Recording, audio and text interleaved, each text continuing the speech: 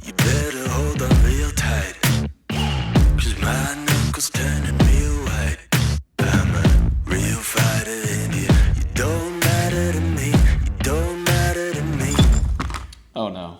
So my Sony A7S III decided to call in sick to work today. As a result, I brought in the intern, the FX30, to see what it could do for a luxury real estate shoot. I'm rising up now. No, I won't back down.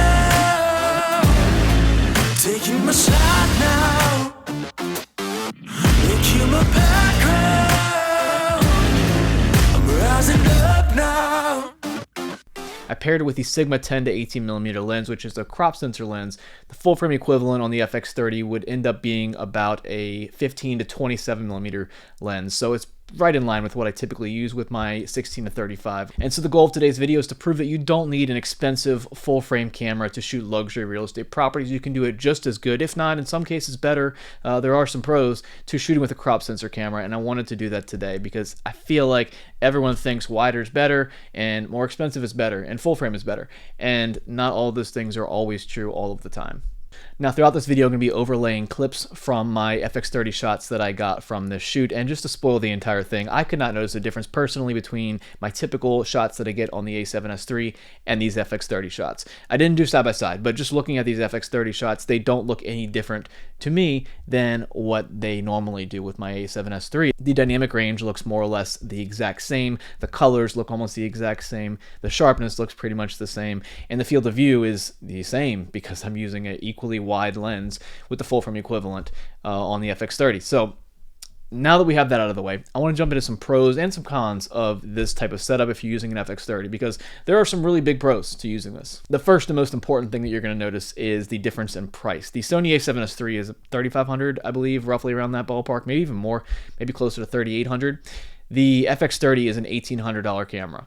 That is half the cost for what is seemingly in this scenario pretty much the exact same quality. Now, there are obviously some limitations. We're going to go over some of the cons in a minute here, but just on price alone, you are getting so much more value with the FX30 than the A7S III or FX3 because it is half the price and you're getting basically the same quality. The second thing I want to point out, and the first thing I actually noticed when I started using this setup, was immediately the lighter weight of this setup. The FX30 plus the Sigma 10 to 18mm lens is way lighter. Even on the gimbal, with the added weight of the gimbal itself, it felt so much lighter and easier to use. And obviously, typically I do use the A7S III and I'm fine, but at the end of a long day of shooting, my back's hurting from holding the gimbal and the weight out in front of my body, and having a lighter weight setup definitely has its pros from time to time if you're wanting a little bit less stress on your body. And the third thing I want to talk about with the pros with this type of setup is the greater reach that you're going to get out of your lenses. If you have an FX30 or any crop sensor camera, you are able to extend the range that you typically would from a regular full frame lens. So if you put a 50mm full frame lens on your FX30, you're all of a sudden getting somewhere around 85.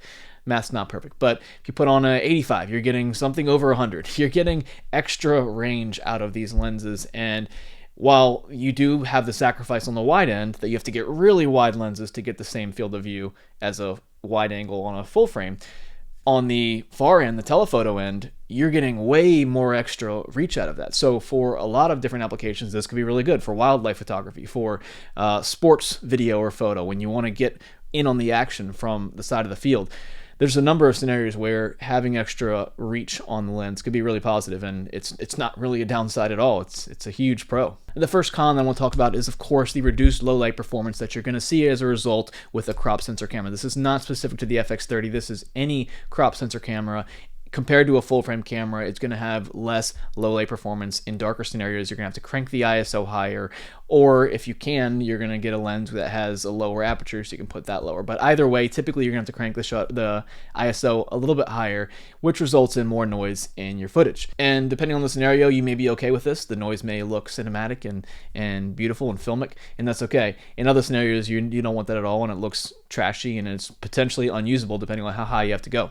Now with the FX30, there is of course a dual base ISO, the same thing that the A7S III has actually, but the A7S III has a dual base at 640 and 12,800, which is great because in low light scenarios you can put it all the way up to 12,800, and if you have a lens that goes down to 1.8 aperture, you're typically doing pretty well in low light scenarios between the two. And then with the FX30, the dual base ISOs are 800 and 2500. So that upper base ISO at 2500 is definitely not as usable as the 12,800 on the A7S III. So what that means is after the 2500 ISO on the FX30, you're just cranking it above, higher and higher above that base ISO. So it's going to get noisier and noisier way faster.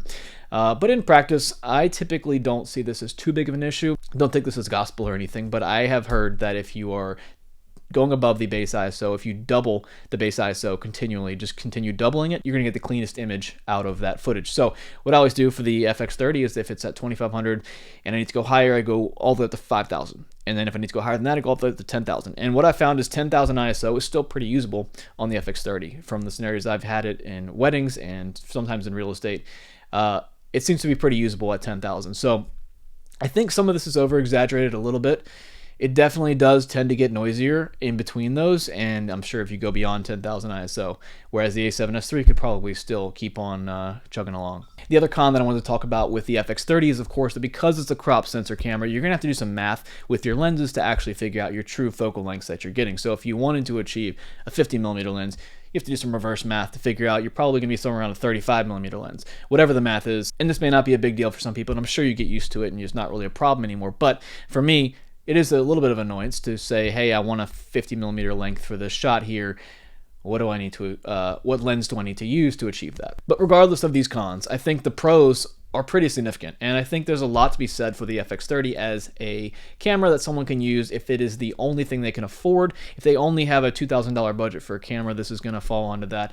If they want a cheaper setup, a lighter weight setup, a setup that is 90-some% as good as a Sony A7S III or FX3 for half the cost, I think it's a great option for people to consider. For me, it's one of my B cams or C cams. It's an extra camera to my A7S III, and I also have an A7 IV. I have a few other cameras, but for me, it's a great camera to have in my repertoire, and I can't say I prefer it more than the A7S III for real estate. But I think as a result, what we can safely say is that the FX30 is 100% a great camera for luxury real estate video. You don't need an A7S III or FX3, or if you're in Canon R5 or whatever the highest level in Canon is, you don't need to have the top of the line to get beautiful looking shots. So I hope this inspires you guys to go out there and create with whatever camera you do have. You can make beautiful looking shots. You just need to learn the skills and practice and get out there and go shoot. So that's all for the video today. Hope you guys enjoyed it, and I'll see you in the next one.